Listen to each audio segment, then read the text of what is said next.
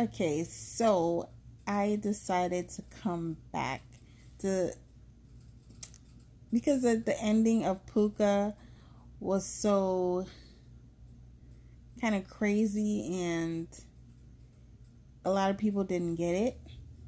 So I just decided to make this video to kind of explain it better. I didn't explain it in my last video because I didn't want to ruin it for anybody.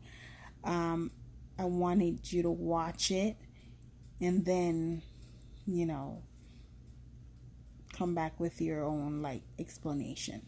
So y'all know I like to write stuff down. I wrote down a few questions and a few of the strange things that happened, and I'm gonna try to explain it the best of my ability to help you guys understand it. I got it, but there's still a lot of unanswered questions. Not the type that I really liked, but just ones that didn't make sense to me and that would have helped the story a lot better if they just gave us more information. All right, so to start from the beginning, it opens with this guy. I think his name is Wilson. I don't even remember. I think his name is Wilson. It opens with him moving into a new apartment. And, you know, when he meets the neighbor lady, he tells her, well, it's a new beginning for me. I just moved here. And basically, he's starting over, new beginning, new apartment, new building, new everything. But what was strange, well, not really strange, but what stuck out to me is that I never see him use his key to enter the building or the apartment. The first time he buzzed the neighbor lady Red to let him into the building because he says he is locked out, but somehow he gets into his apartment. And then next one time after that, I see him go into the building. He just pulls the door open. He doesn't use the key. So that kind of stuck out to me. I don't know what that means, but obviously it was something. All right, so I'll be looking at my list while I'm talking. All right, so I talked about him moving into a new place, starting over. Yeah, and another weird part that kind of told me that there was something strange going on, was just the general pace of it all. Everything moved by extremely quick. You know, it was the Christmas season. You know, Christmas season is between Thanksgiving and Christmas. So that's a 1 month time frame. Him and the girl got too serious too fast. Him and the neighbor lady became like besties in like no time. And, you know, that Pooka doll became the biggest thing in such a short time. The pace of it was just a little bit too fast for it to be any type of realistic or even any regular type of movie. And that brought up a red flag. Yeah, and then, you know, okay, so he moves in, he's an out of work actor and he's looking for work. So this thing comes up for an audition. He doesn't quite know what it's an audition for, but he goes anyways. He gets the part. Turns out he's the right fit for the costume. And basically they said it's made just for him. But when he goes into the costume the first time, he has trouble breathing. And I'm not sure what that signified at that point, but he has trouble breathing, and, you know, he had a bad reaction to the suit. So now he starts hallucinating little by little, more and more. It gets bigger and bigger each time. Lady Red starts hallucinating too, which is weird to me because she doesn't really, I mean, she matters, but her point of view doesn't really matter in this story because it's his story. She's just a lady. So I don't know why they put so much effort into showing her hallucinating. But then, to move it along, he goes out, he sees this girl, forgot her name, the girl that he likes, and the little boy Ty, and he starts seeing them basically everywhere. He sees them picking out trees, Christmas tree, And then after that, while he's playing Pooka, he sees them in the Pooka store. And then again, at an open house, he sees her. But again, he starts seeing them everywhere, and kind of comes out of nowhere because, like, I'm pretty sure it's a big town, and you're not just gonna run into the same people over and over. All right, so once he's all into the Pooka costume and all into the Pooka stuff, he starts missing time, starts hallucinating, seeing things, hearing things, even seeing Pooka doing certain things. Basically, like he's outside of himself, watching himself in the costume doing these things. One prime example is when he's at Red's apartment and he hears the banging on the wall. Then he goes home and sees Pooka like punching the wall, but then it disappears. He wakes up and then his hands are bloody. So he's seen outside of himself, as Pooka, damaging everything. So yeah, what's next? Yeah, and then you will notice, like in almost every scene, it's always the same group of people. The family that the dad that asked him to take the picture in the little coffee shop at the beginning, him, his wife, and the two kids, you see them multiple times. Like every family, like everywhere, they're there. So it's always the same group of people in like all the scenes. So that again will tells you that there's something not right here if he's seen the same people over and over again. All right, so one major question was when, things start to unravel and he starts to see himself as, crazy as Crazy Wilson, is when he calls Ty on the phone to try to warn them that, Pooka was coming for them and was trying to kill them. But then on the flip side, when he's watching himself be that angry guy, Ty does get that call, but Ty talks to him like it's someone he knows, but not as Wilson, because obviously Wilson is standing right there in front of him. So, but my question is, how are the calls able to connect? If it's, how do I say this? How are the calls able to connect if it's the same instance? It's just like dimensional thing. There's one line, one straight line, and then you're able to go back and watch it all happen again outside of yourself as a different person. How is he able to connect those two instances?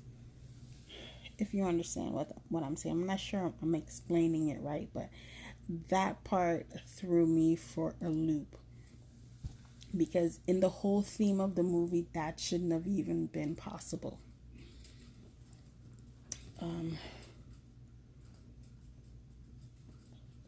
Yeah, and also when Ty and his mother, anytime the dad was brought up, there was always just a weird feeling that came over everybody.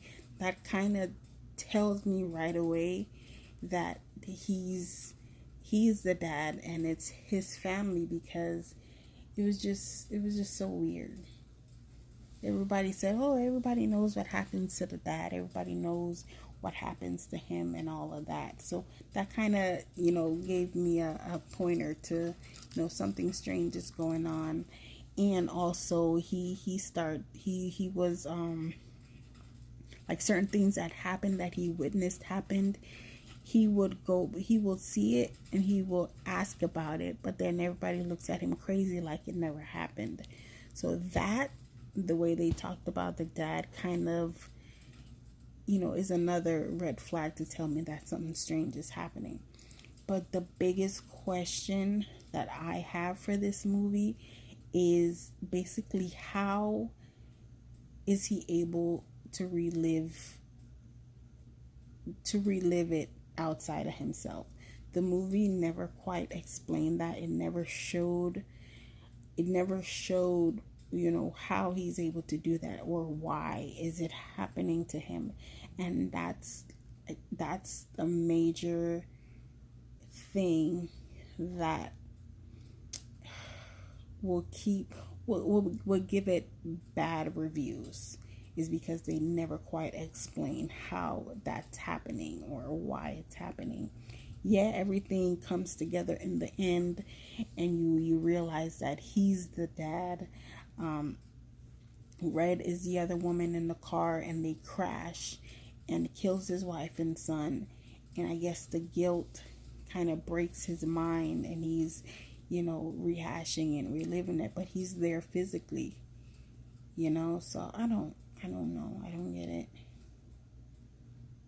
And then the Pooka saying, "Oh, look at all the pretty lights," is the last thing his wife said before the crash. So I hope I was able to explain it. But let me just go over the ending one more time, just so I don't miss anything. So if you're watching it, it all turns out that he's the boy's dad, and the girl that he was courting was actually his wife. He had terrible anger problems. We don't know. They never explained why he had such bad anger problems. But because of that anger, because he wasn't paying attention to the road, he ended up crashing into Red, the neighbor lady's car. And, you know, Red died. The passenger died. The wife and the son died. Only one left was him, because he was ejected out of the car.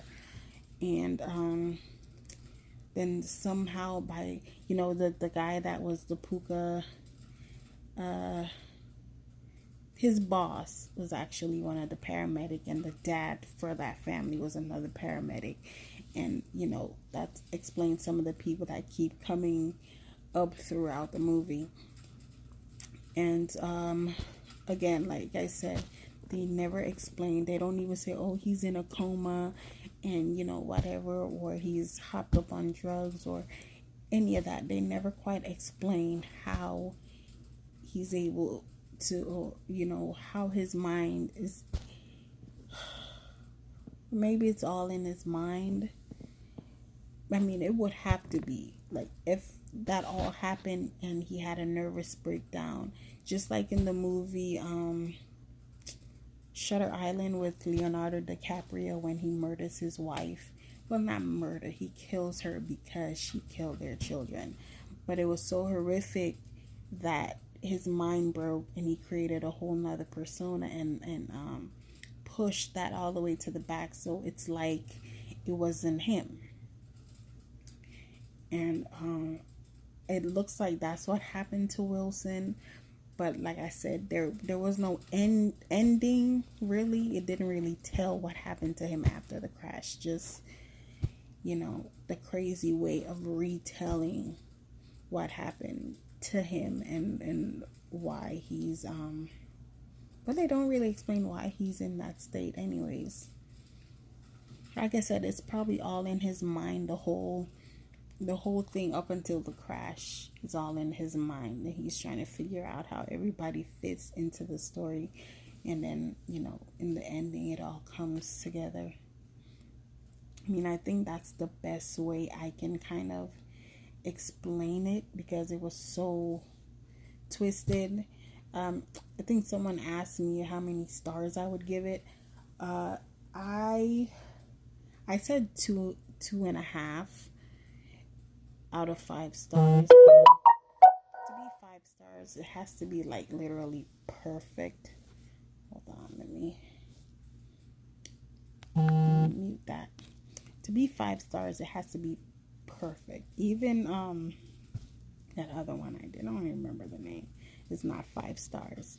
This one is 2.5 because of the fact that it doesn't explain how, you know, what happened after the crash.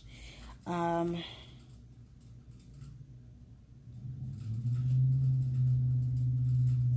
how he was able to call Ty during that one scene. doesn't really explain much of anything. It just kind of throws everybody in there. But I thought it was an okay movie, and I would definitely. It's something that would I rewatch it? No, I wouldn't rewatch it because the mystery's already unfolded. There wasn't much of a mystery. It was just a jumbled pile of scenes and movie. And I mean, the ending was good. It brought everything together, but it wasn't as twisty and bendy and sci-fi-ish like I like it. And again, there was no explanation to how he was able to go back and relive that. So I would definitely recommend it to watch. I wouldn't rewatch it, but I did like it.